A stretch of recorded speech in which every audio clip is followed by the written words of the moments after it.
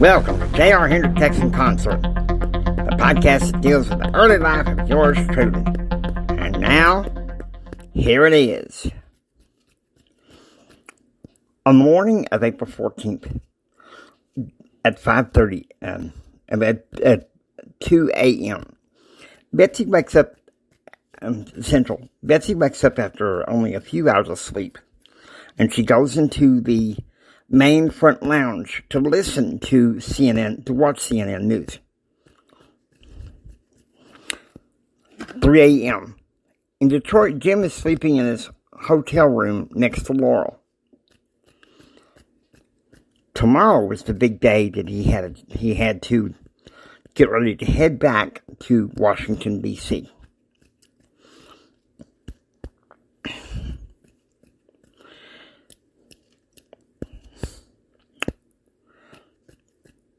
Six a.m.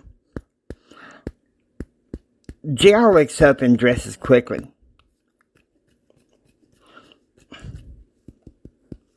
He listens to a little bit of the radio, but he realizes he has to be at his grandmother's at the Hendrick family condo to have breakfast with Andrew Shelford and his grandmother.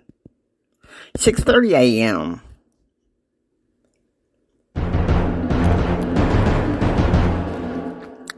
JR arrives at the Hendrick family condo to breakfast. His grandmother just finished making the pancakes.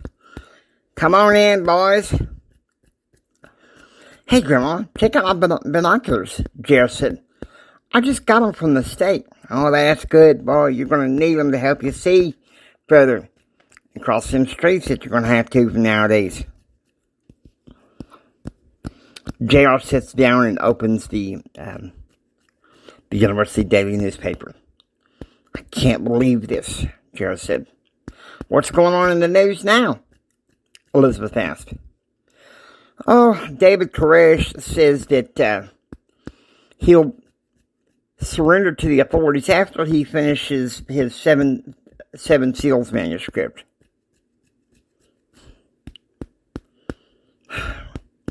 Well, that shows he's self-centered, Elizabeth said. Andrew Shelford walks in. Ma'am, David Nichols is egotistical. Speak in simpler language, kid. I'm a backwoods girl, Betsy said. Well, what I'm meaning, ma'am, is that David Koresh is too full of himself. Seven Seals? Forgive me. I was raised Messianic, Jewish, and Catholic. I know the difference. Junior, I have your pancakes here with your Nutella on them just the way you like them.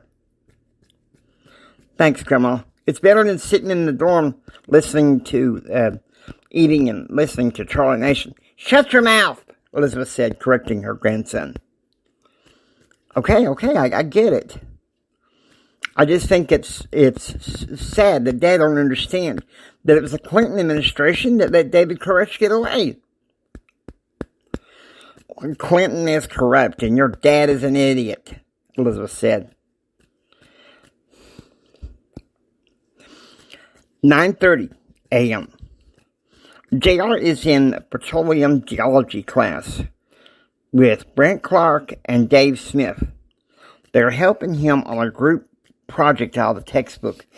The subject dealing with is traps and seals.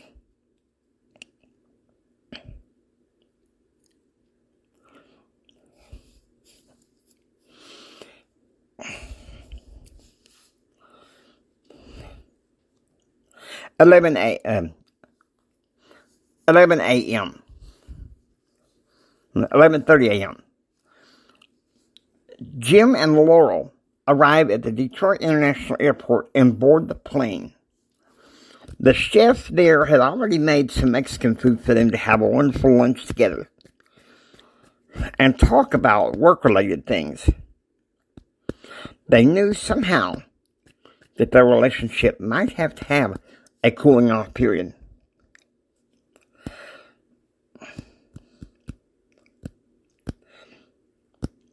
2 p.m. Eastern. At Martin's Tavern in Washington, D.C. After being there for an hour and drinking 2 glasses of wine and a bottle of beer, Jim was pretty tipsy.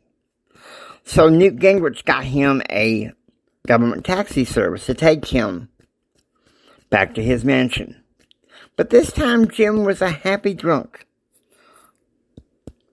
That helped him out quite a bit.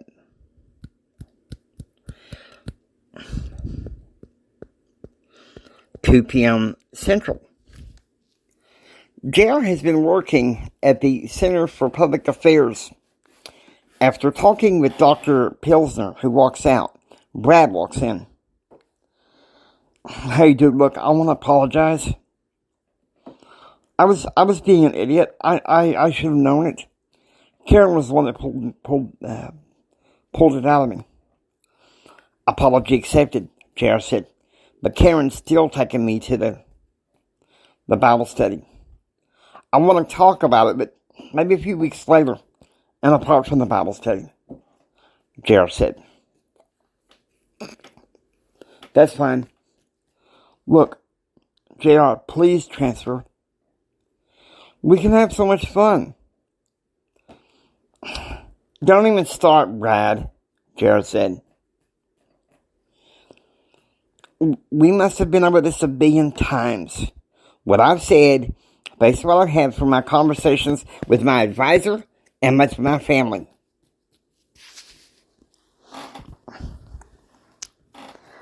"4 p.m. Eastern. Jim is sitting in the front lounge of his mansion, feeling sullen and guilty for having drunk so much. He's very apologetic to Betsy that night. Tonight, they were holding a special reception. 4 p.m. Central. Darren pulls out in front of the Center for Public Affairs to pick up JR and take him to the family condo, stopping on the way to Taco Villa to get JR and his grandmother some dinner.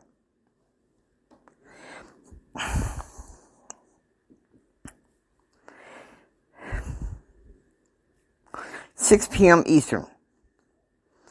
Jim and Betsy are having a reception in honor of Greg Sanders, whom NRS had awarded him a Golden Award for Best in Investigative Journalism.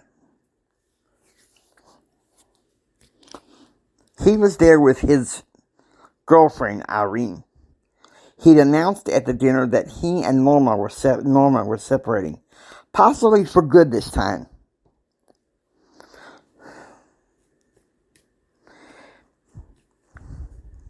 Scotty Underwood was also there, alone.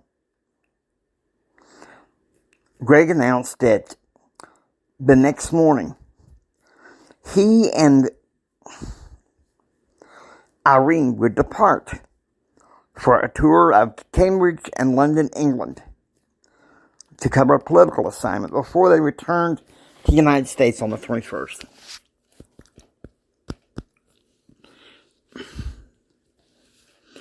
With that,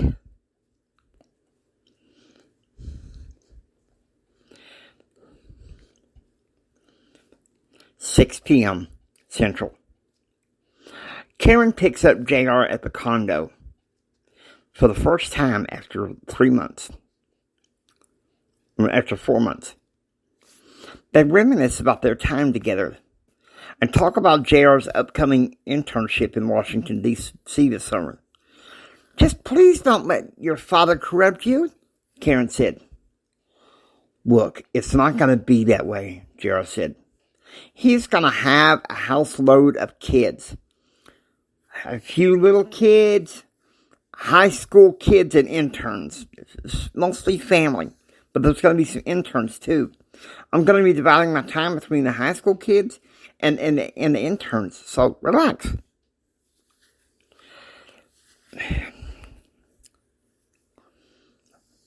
9 p.m. Eastern. Jim and Betsy are alone in the front lounge. Greg and Irene returned home to his house to pack, to get ready to fly to Cambridge, England.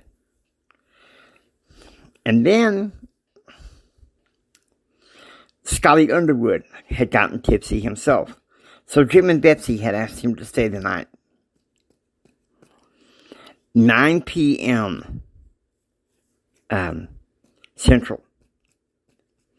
JR returns to his dorm room and is informed by Kevin McDonald that he didn't tape Blake Carter because on his show he went through a tirade today. So he plops in one of his tapes of Andrew House show, where Andrew House is talking about David Koresh and the Seven Seals. He lays down as he listens to the tape, knowing that he would have to get up at 5 the next morning. Hope you enjoy listening to the J.R. Hendrick Texan Consort. If you like what you hear, please subscribe, become a part of the adventure. This is J.R. Hendrick saying until next time, get ready for the rest of the story.